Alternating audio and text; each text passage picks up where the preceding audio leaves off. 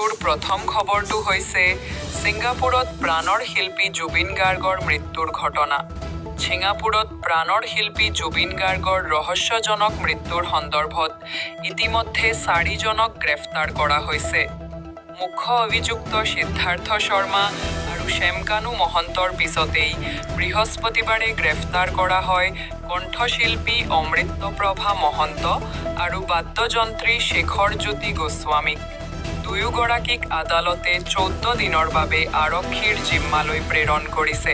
বিশেষ তদন্তকাৰী গোটে তেওঁলোকক নিশা গ্ৰেপ্তাৰ কৰি শুকুৰবাৰে অধিক সোধা-পোছাৰ বাবে আদালতত হাজিৰ কৰোৱায়।